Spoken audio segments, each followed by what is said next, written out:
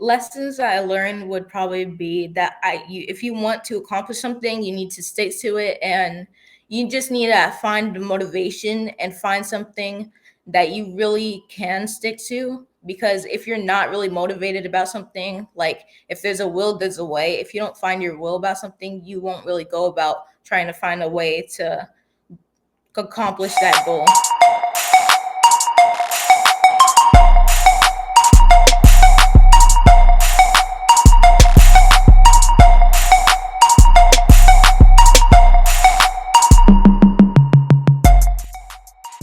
This episode of the Ridiculously Blessed podcast is brought to you by Get Paid with Podcasting.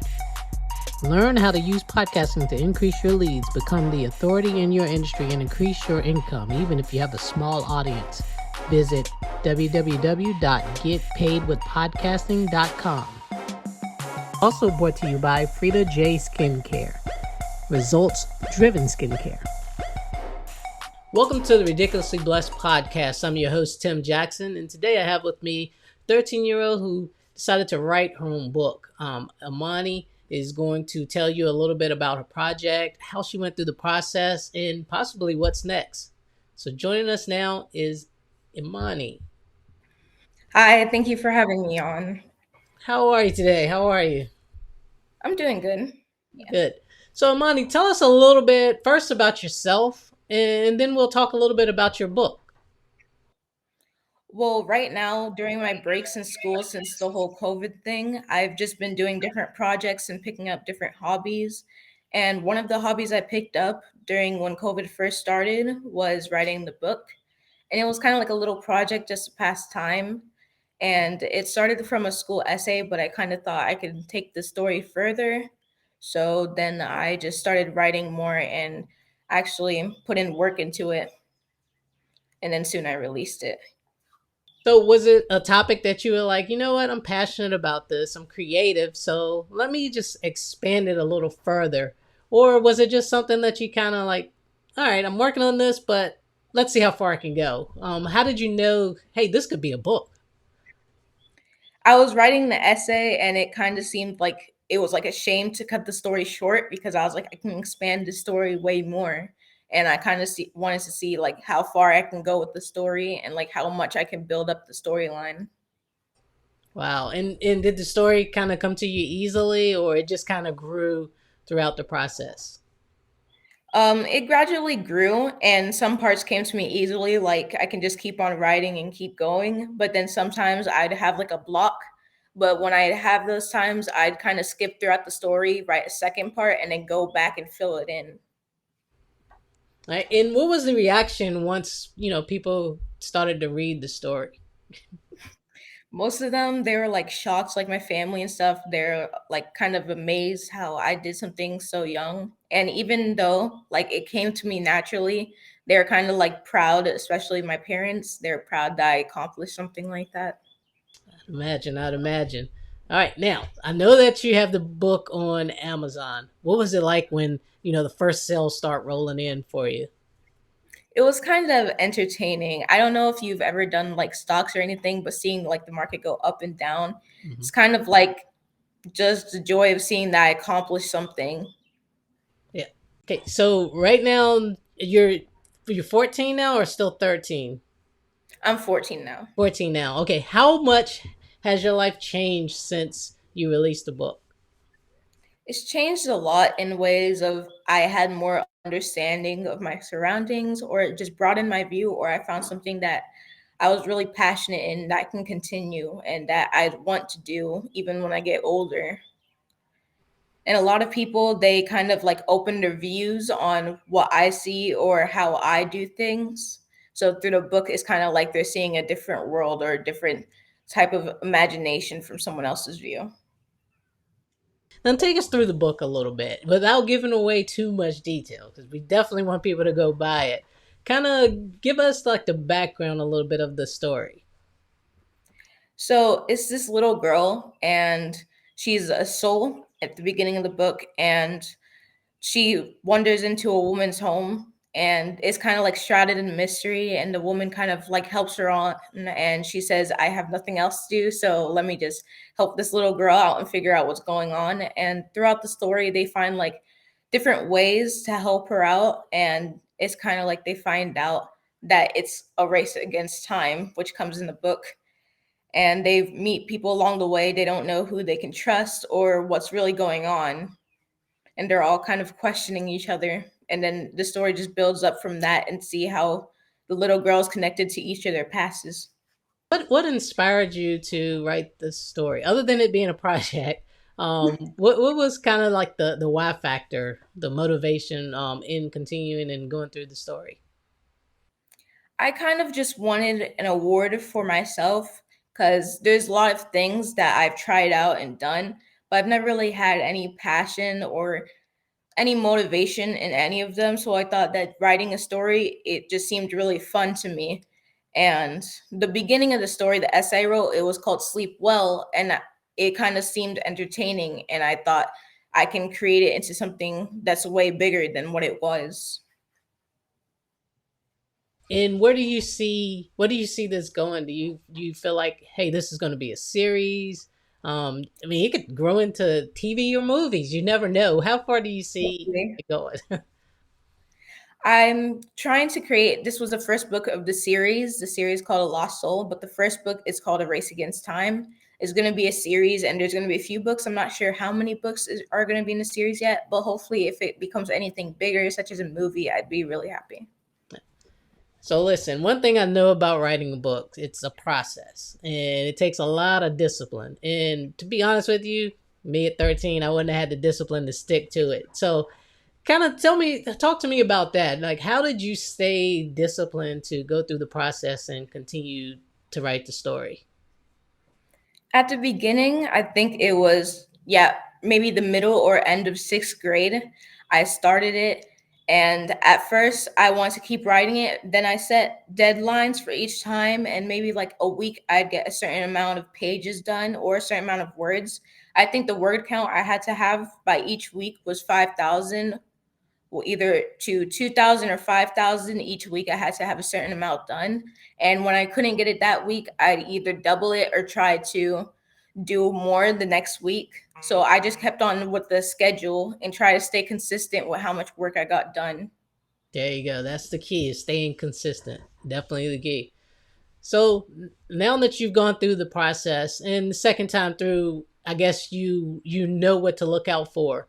Is there anything that happened the first time through that you're like, okay, I'm going to avoid that so that it doesn't set me back? Or is there anything that was an accelerator for you to kind of boost you forward as you head into the process of another?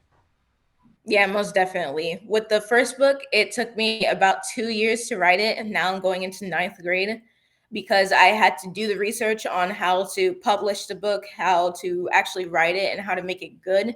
And all the things that went into writing a book, I had to research it. And that was in the first year. And then the second year, I had to actually write the book. So it took me way longer than it should have. So now writing a book, it's going to take me a year, because I already know all the stuff when it comes into researching it. And another thing that I didn't really like, I thought I could be more creative with the book. As for the book cover or the stuff I added inside the book, I thought I can like be more creative or imaginative with it. Okay. And what do you mean by that? What's something that you're like, hey, this may be in my next book, but it wasn't in my first book? Is there anything that kind of comes to mind?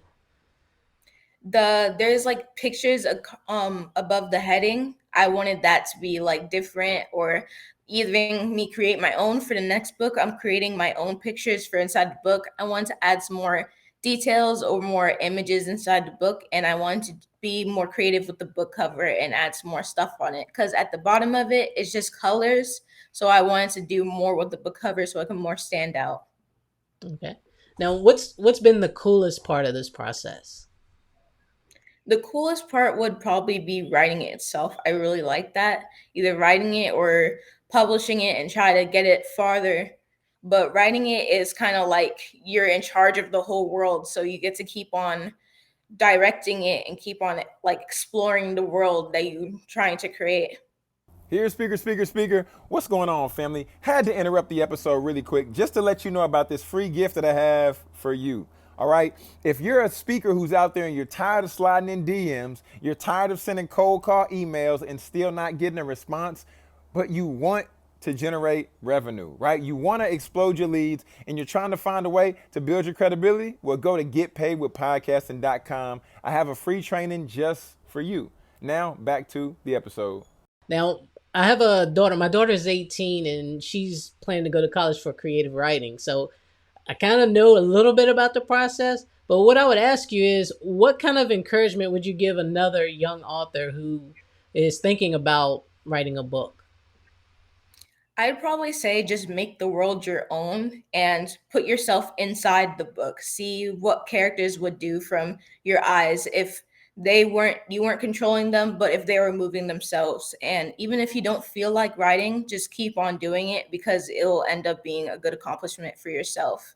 You'd feel proud of it in the end, and it would kind of go past the parts that you didn't feel like writing.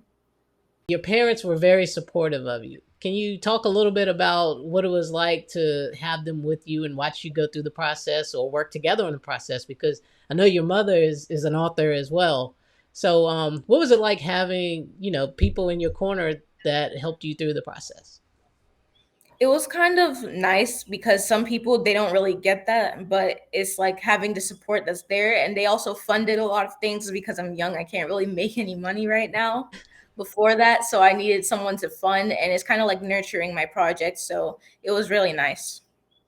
That's cool. And I know if they're anything like me, they're super proud of you because, like I said, not very many people teenage age can have the patience, the consistency to sit down and write a book and be able to tell their story in a creative way. That's unique. Not everybody has that. So you're a unique person. And I Thank you. know that they're super proud of you. All right. So now, where can everyone find your book? They can find it on Amazon, but my ebook is in a lot of different places like Barnes and Nobles or Kobo. My ebook is kind of spread out in different places. My paperback and hardcover are on Amazon. Okay. You would have to type in both the title and the subtitle to find it. All right. And is there any thought of teaching other, young people how to go through the process of writing a book? I'm not really sure, but if anyone like came to me and asked, or if I was on different platforms, then I would be able to give more information on it. But as for just going out and teaching people about it, I don't really think so. I have some followers here, and we want to make sure that they become your followers. How can they follow you on social media? They can follow me on Instagram. I also have a Pinterest and Reddit, but mostly I keep up with my Instagram. It's Melina E. It's under my pen name, MALIENNAE. And I post more updates and different content on there. Sometimes I'd post different works or advertisements about the book. All right. Okay, so now let's go back again. Now we know you're gonna write more books. Do you have an idea of which one's coming next, or any titles, or anything in mind? I have, besides the rest of the series or the second book for this series, I have different projects I'm working on. But the most likely to come out next, besides the second book of this series, would be a different book called Lights Within, and that's not a series. So the next thing we're going to talk a little bit about is we always talk about lessons and blessings, and I'm not sure if you've seen the podcast before, but instead of saying success and failure, we say lessons instead of failure and blessings for any success that we've had. So along this process, what are some lessons that you learned that are life lessons that you can carry on with you? Lessons that I learned would probably be that if you want to accomplish something, you need to stick to it, and you just need to find the motivation and find something that you really can stick to. Because if you're not really motivated about something, like if there's a will, there's a way. If you don't find your will about something, you won't really go about trying to find a way to accomplish that goal. Okay. And then what's the biggest blessing? I know we said what was kind of cool about it, but what's the biggest blessing that you've seen since going through this process? Biggest blessing would probably be the reactions and everything about my family members, their opinions on the book, and seeing it is just so entertaining. Seeing that they're predicting where the book might go and all their theories about it, it was a blessing to me. That's awesome. That's awesome.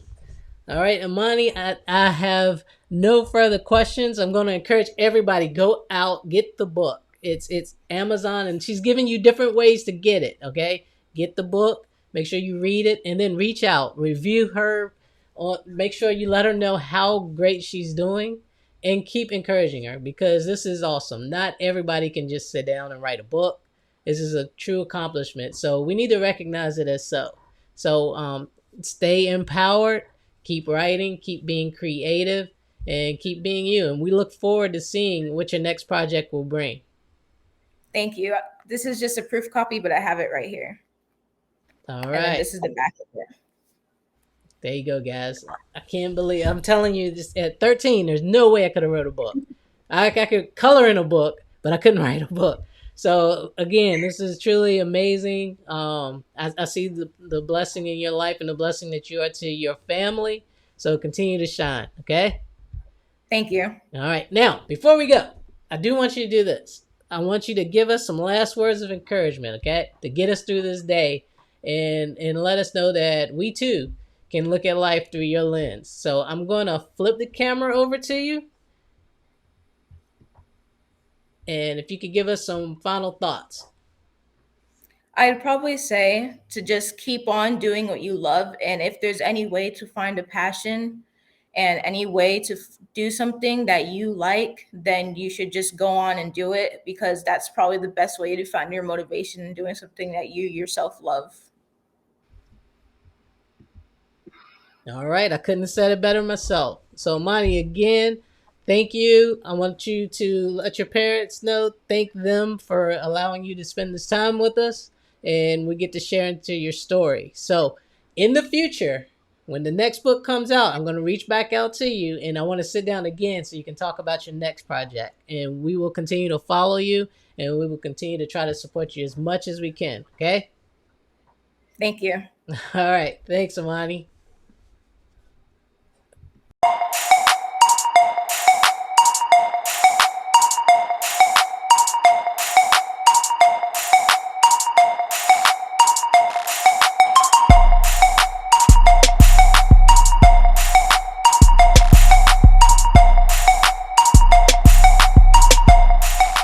Thank you for watching the Ridiculously Blessed podcast. Find more episodes on YouTube at ridiculouslyblessed.pod.